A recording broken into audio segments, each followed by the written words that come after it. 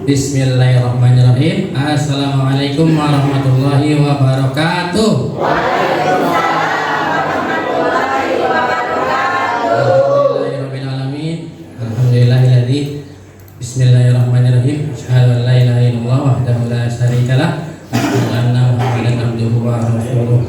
A'udzu billahi minasyaitonir rajim. Qul ya ibadiyalladzina asrafu ala anfusihim la taqnatu min rahmatillah. Innallaha yaghfiru dzunuba jami'a. Innahu huwal ghafurur rahim. Segala puji bagi Allah yang telah memberikan rahmat kepada kita. Alhamdulillahirabbil alamin. Pada kesempatan kita ini Allah telah memberikan kemudahan untuk kita berkumpul menikmati bulan Ramadan dengan kesehatan, kemudahan.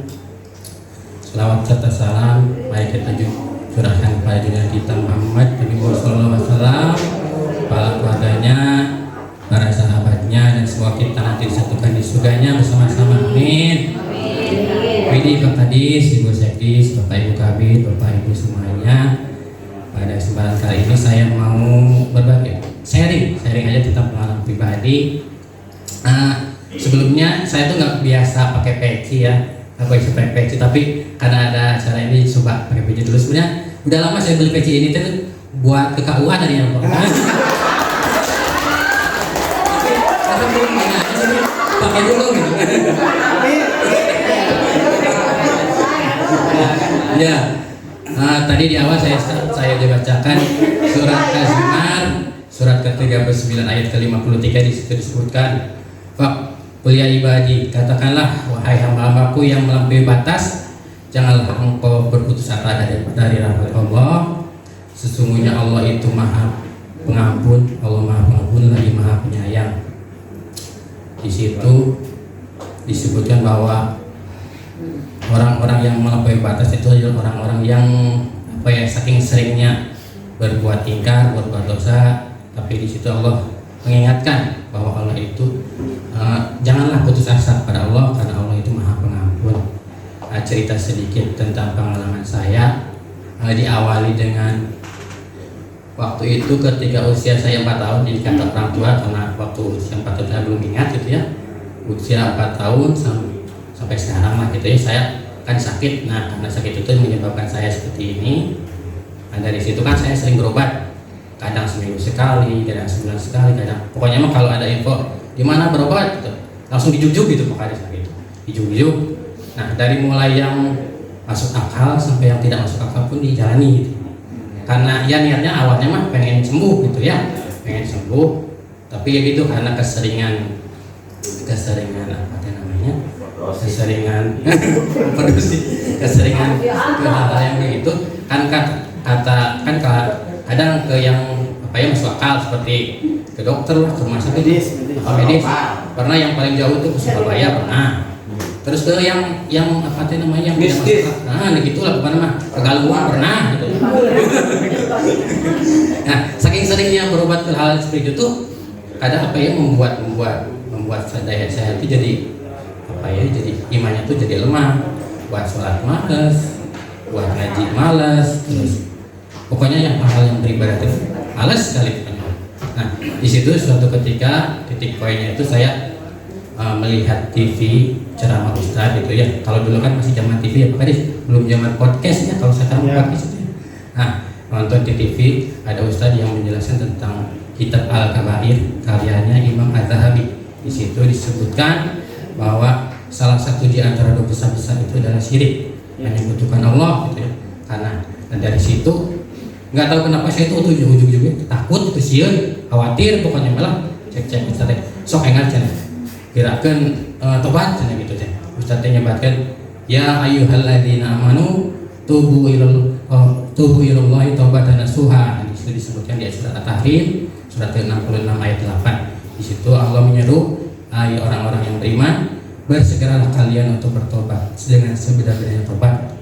Nah, dari situ alhamdulillah pelan-pelan mulai diawali dengan mandi wajib dulu. Saya coba berusaha untuk tidak kapungkur mati acan terang ya ilmu agama teh mana mas alit-alit berusaha nya salit-alit mah nya sholatna nya rada sae itulah hari saya terima caca gitu nya rada sae lah karena rada cenah. pada saya terus jalan perlahan-lahan. Suatu ketika saya kan semakin lama semakin dewasa, aduh pengen dulu teh kuliah tapi laptop rusak. Ya alhamdulillah ada yang sih Pak Kadis dari Jakarta.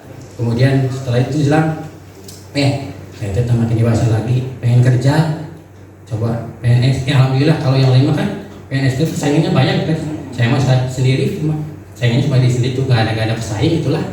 Terus waktu udah kerja, saya teh kalau repotin orang lain terus tuh enak gitu. Bayang motor, nyontoh motor, dipasihan di motor dulu gitu. Hiji kita, udah tidur maksudnya. Tapi air hiji pakai nyontoh aja pasihan gitu. Bayang istri, bayang istri, mungkin tapi tak jadi pasihan, kayak buat main.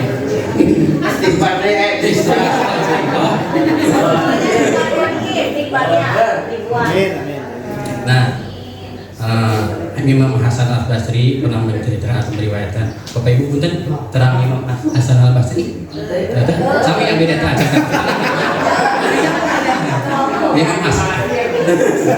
Imam Hasan Al-Basri itu pernah meriwayatkan ada 3 orang yang menghampiri beliau.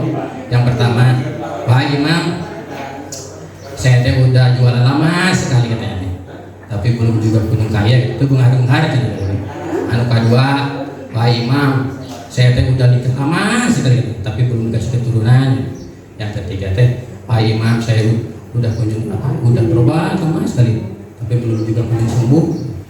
Akhirnya si ketiga orang ini dinasihati sama Imam Hasan Al-Basri, terus mereka disuruh perbanyak istighfar sama beliau. Akhirnya ketika tersebut pulang, setelah itu istrinya beliau menghampiri ke Imam Hasan Al-Basri, wahai Imam, kenapa kamu hanya memberi mereka nasihat perihal istighfar? Lalu Imam berkata pada istrinya, wahai istriku, katanya mah itu dah Habib mata dengan istrinya, jadi tak dia sawai istriku katanya. Wahai istriku, kata Imam teh. Wahai istriku, tidakkah engkau mendengar bahwa mereka sudah berikhtiar semaksimal mungkin tapi tidak kunjung dikasih apa dikabulkan permohonannya? Mungkin karena dosa mereka sehingga mereka harus bertobat. Lalu Imam menyampaikan perihal surat At-Tariyat ayat ke bukan ayatnya. Surat Quran surat Nuh surat ke-71 ayat ke-10 sampai 12. A'udzubillahi minasyaitonirrajim. Faqul tastaghfiru rabbakum innahu kana ghaffara yursilis samaa'a 'alaikum midrara wa yumdidkum bi amwali wa banina wa yaj'al lakum jannati wa yaj'al lakum anhara. Katakanlah, bersegeralah kalian memohon ampun kepada Allah, karena Allah itu Maha Pengampun. Niscaya Allah akan mencurahkan hujan yang sangat deras dari langit. Niscaya Allah akan menganugerahkan kepada kalian harta benda, keturunan, menganugerahi kebun-kebun dan juga sungai-sungai kepada kalian. Nah, disinilah letak dahsyatnya istighfar itu. Jadi ketika kita memperbanyak istighfar, Allah ampuni dosa-dosa kita, Allah akan kabulkan doa-doa kita. Jadi itu. Ibaratnya begini ya, mau tanya kepada Imam, mau tanya buat ibu-ibu aja tuh Pak ya. Kalau bapak-bapak teh heula gitu ya. Ibu-ibu ya heula. Nah, ibu-ibu kan misalkan punya putra apa putih, ada adik, ada kakak gitu ya. Ada adik, misalkan adiknya nangis. Terus si bunda datang, adikku naon aja gitu ya. Kunaon nangis, bae naon, bae maaf, bae jangan bae naon, langsung ditaruh gitu ya. Tambah beda balita kan eta cenah dosa. Benten sareng si kakak cenah SMA teh. Kakak mah cenah. Bae naon deh. Hayang iPhone Pro Max cenah gitu. Aduh cenah teh gaduh atas gitu. Dari mana cenah itu mahal ting beda teh. Tadinya bedanya antara kita misalkan yang satu yang punya Allah ampuni sayangi karena karena sedikitnya dosa, dengan satu lagi yang mungkin ada dosa yang kan ada kalau si kakak mah misalkan dinyunkeun batur ku si ibu teh si mama teh. Mah, bade punten penyiapkeun HP di kamar misalkan gitu. Keula mah tertanggung padahal mah nonton TikTok gitu paling. Ada gitu. Nah, kemudian misalkan si ada misalkan ngompol gitu. Dia kunaon ini nangis, ngompol. Langsung itu si mama teh. Atau ingat dikit tak cukupnya beli masuk angin cenah. Gitu di lapan digator kadang di anuan teh minyak wangi, minyak telon, kayu putih. Minyak telon kayu putih atau saya lihat yang wan gitu, yang wan beli masuk angin. Beten sering si kakak cenah. si kakak cenah SMK ku ngobrol, kita teh ngobrol beneran apa aku baru sanes gitu kan. Eta kalau dicarekan ku si mamana teh. Ari sia cenah kalau ngobrol geus gede. Nah, emang gampang eta ari nyuci spray teh. Bukan hari moe anu kasur teh kan berat cenah aya di zaman hujan. Biar hagaringna cenah gitu.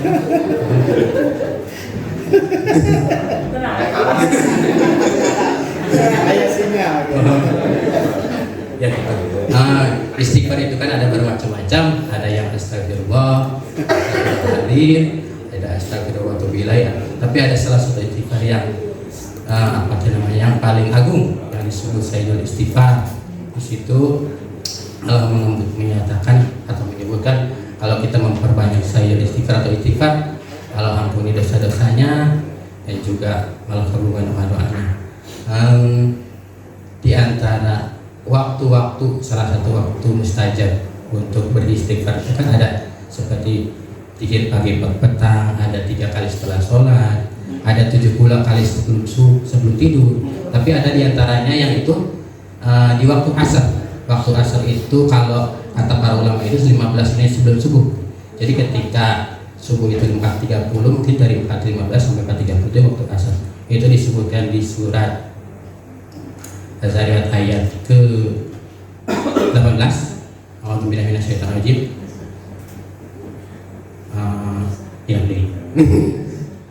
Bismillahirrahmanirrahim. Wa bil asharihum yastaghfirun. Di waktu ashar, waktu penghujung malam terakhir mereka beristighfar. Di situ ada kalimat hum.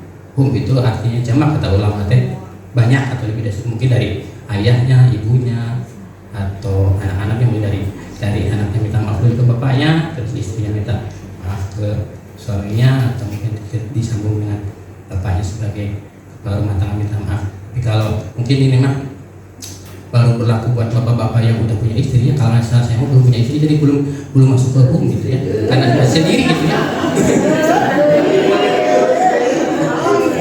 Akhirnya kesimpulannya itu sebagaimanapun usaha kita maupun itu banyak atau sedikit, besar atau kecil, asal kita mau tobat dan nasuha, berbanyak istighfar, insya Allah ampuni dosa-dosanya, Allah kabulkan doa-doanya.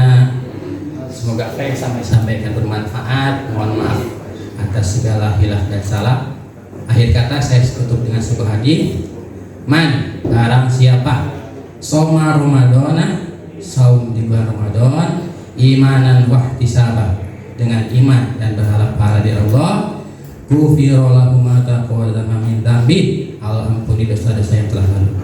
Wa afu minkum. Wassalamualaikum warahmatullahi wabarakatuh.